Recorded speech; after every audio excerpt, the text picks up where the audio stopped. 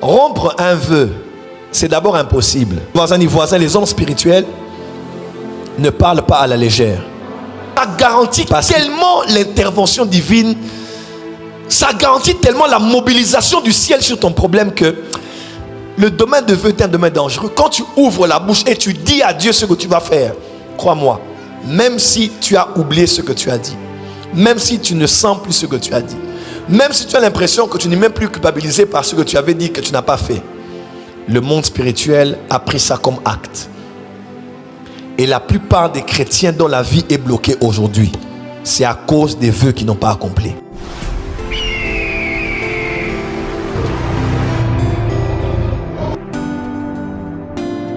Prendre sur les vœux. Pourquoi et comment on doit faire des vœux à l'Éternel? Alors, un de nos grands problèmes, c'est celui-ci pour clôturer. La plupart d'entre nous ici, on a déjà fait des vœux. Quand je parle de ça, je ne parle pas des enveloppes que les gens ont pris forcément. Enveloppe ici, enveloppe là-bas, enveloppe par-ci, enveloppe par-là. Je ne parle pas de ça. La plupart des cas durant lesquels nous nous sommes retrouvés malades à l'hôpital, lorsque l'homme a senti qu'il est en train de partir, tu ne sens plus ton corps. Tu n'as que la peau sur les os. La plupart des chrétiens, je dirais même plus de 50% des chrétiens, ont déjà fait des vœux à Dieu. Si tu me sors de cet hôpital, je vais te servir. Si tu me sors de cette maladie, je vais te servir. Des fois, certains ont fait pour eux-mêmes, d'autres ont même fait pour les membres de leur famille. Papa est au coma. Si tu sors papa du coma, je te promets, je ferai telle chose pour l'église. Papa est sorti du coma. Où es-tu maintenant? Seigneur, maman a fait l'accident. Ou elle est allée en Inde pour le traitement de cancer. Si elle revient et qu'elle est saine et sauve, elle est en bonne santé, je te promets que je ferai ça pour toi. Généralement, Dieu fait toujours sa part. Mais nous ne faisons pas notre part. Et ce soir, Dieu m'a dit, avant qu'on avance dans l'enseignement, on doit faire table rase. Le problème, c'est que rompre un vœu, c'est d'abord impossible. Quand vous lisez la Bible, Dieu, c'est, tu sais, ça garantit tellement l'intervention divine, ça garantit tellement la mobilisation du ciel sur ton problème que le domaine de vœu est un domaine dangereux. Quand tu ouvres la bouche et tu dis à Dieu ce que tu vas faire, crois-moi, même si tu as oublié ce que tu as dit, même si tu ne sens plus ce que tu as dit, même si tu as l'impression que tu n'es même plus culpabilisé par ce que tu avais dit que tu n'as pas fait, le monde spirituel a pris ça comme acte.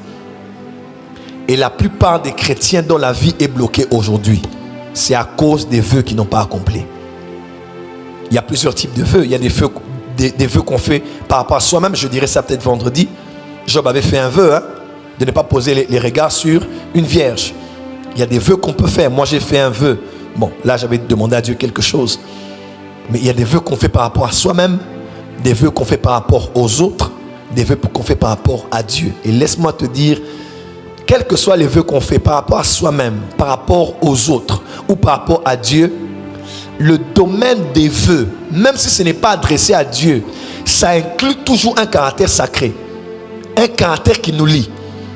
Vous allez bien lire la Bible, on dit comme quelqu'un va se lier par un vœu. Frère, même si c'est un vœu que tu as parfois à toi-même, je ne parle pas d'une promesse disciplinaire, genre, bon, je me promets moi-même que je ne mangerai plus après 20 heures. Là, c'est disciplinaire. Ce n'est pas un vœu. Par exemple, quand Job dit, marié avec des enfants, un homme notable qui était à l'époque, il dit, je ne poserai pas mes yeux sur une vierge. Ça, c'est au-delà de la discipline du corps. Ça touche la morale. Ça touche la spiritualité. Ça touche la consécration.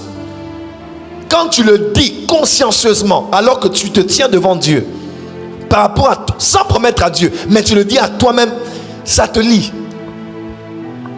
Frère, j'ai étudié le domaine des vœux. Même quand tu le fais à quelqu'un, ça te lie. Jonathan et David ont fait un vœu. Je vous enseignerai sur David. David était un homme des vœux. Il a même fait un vœu. Il a dit, moi, je ne fermerai pas les yeux. Je n'aurai pas de repos tant que l'arche de Dieu ne sera pas dans une maison confortable. Version français courante. Quelqu'un me comprend? Il n'a rien demandé à Dieu, il n'a rien promis à Dieu, mais il s'est dit lui-même ce qu'il a décidé comme vœu qu'il a fait, serment avec lequel il s'est lié. Point de sommeil, point de repos, point de dormir. Dieu a entendu ça, il a dit à Nathan, va dire à mon fils là, ce n'est pas lui, c'est sa descendance. Faites attention aux paroles qui entrent avec des engagements sacrés. Tu es mon père spirituel. Toi et moi, c'est jusqu'à la vie. Lobby, on les cherche à partout. Ils n'étaient plus là. Il faut qu'au du ciel. Tu as disparu. Tu as quitté l'église, mais tes paroles t'ont lié. Quelqu'un me suit? Quelqu'un me suit? Tu es mon frère d'alliance. Ton épée, mon épée. Ton bouclier, mon bouclier. Je fais alliance avec toi. Toi, tu as l'impression que c'est savoir les histoires d'amour, des liens d'âme là, entre l'homme et la femme, je t'aimerai pour toujours, je suis à toi pour la vie, qui lie les gens. Non. Il y a aussi les vœux que les alliances que vous contractez comme ça. Voilà pourquoi faites attention aux engagements sacrés. Que ce soit pour le mariage, que ce soit pour des amitiés, que ce soit pour une paternité, une filiation spirituelle, que ce soit pour l'engagement avec l'église, il faut faire attention aux paroles parce que au dernier jour, les hommes seront jugés par rapport à toute parole vaine qu'ils auraient sortie de leur bouche. Faites attention aux vœux. Faites attention. Dis à ton voisin, les hommes spirituels ne parlent pas à la légère. Change de voisin, ni voisin, les hommes spirituels ne parlent pas à la légère parce qu'ils se tiennent devant les anges. Paul était tellement spirituel qu'il a dit, les femmes là, à cause des anges qui sont à vos côtés lors du culte, couvrez-vous la tête. À cause des anges qui sont là, couvrez-vous. Paul était tellement conscient de la présence des anges même à l'église. Il savait ce qu'il fallait faire et ne pas faire à cause des anges qu'il était là. N'est-ce pas? Qu'il a même dit que pendant que nous prêchons, nous annonçons la sagesse infiniment vraie de Dieu, que même les anges écoutent. Alléluia. Dis à ton voisin, fais attention à tes paroles. Dis à ton voisin, fais attention à tes engagements.